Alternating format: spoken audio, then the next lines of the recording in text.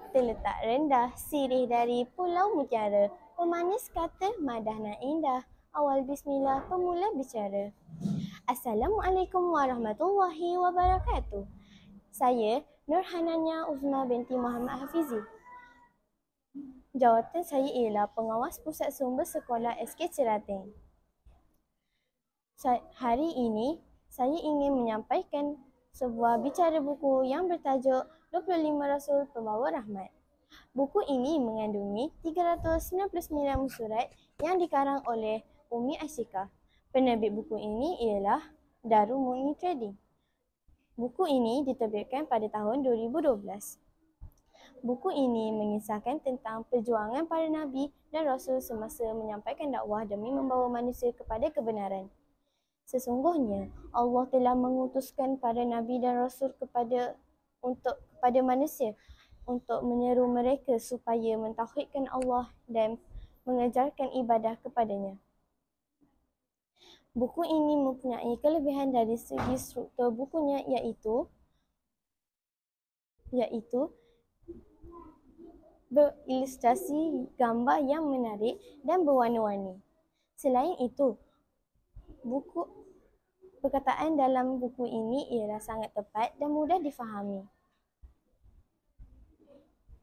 Tulisan bagi muka depan buku ini ialah sangat jelas dan mudah dibaca. Buku ini sangat sesuai untuk kanak-kanak, bahkan juga dewasa kerana terdapat banyak ilmu dan pengajaran yang terdapat dalam cerita ini. Dengan menghayati kisah-kisah ini, ia dapat meningkatkan lagi kefahaman dan kecintaan kita terhadap Al-Quran. Terdapat beberapa nilai murni dalam cerita ini.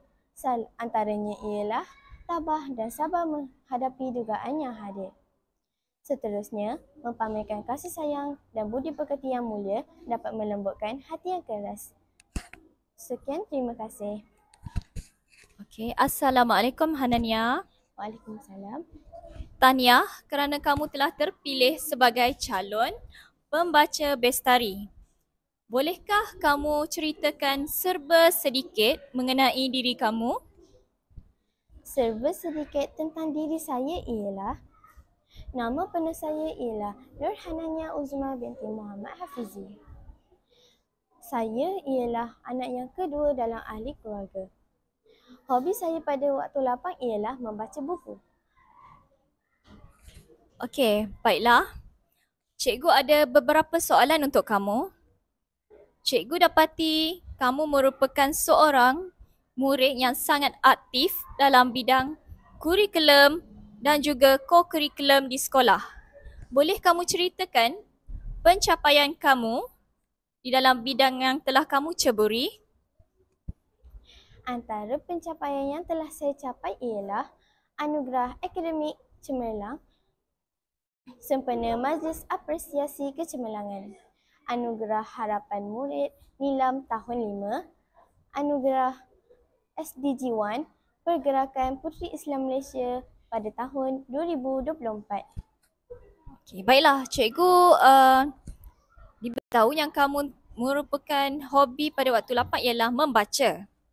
Bolehkah kamu terangkan tentang salah sebuah buku yang telah kamu baca baru-baru ini?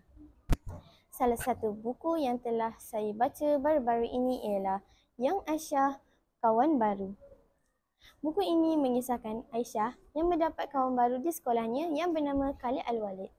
Khalid Al-Walid nama seperti pernah didengari, iaitu pahlawan terkenal pada zaman Nabi Muhammad dahulu. Baiklah, semoga berjaya Hanania. Terima kasih, Cikgu.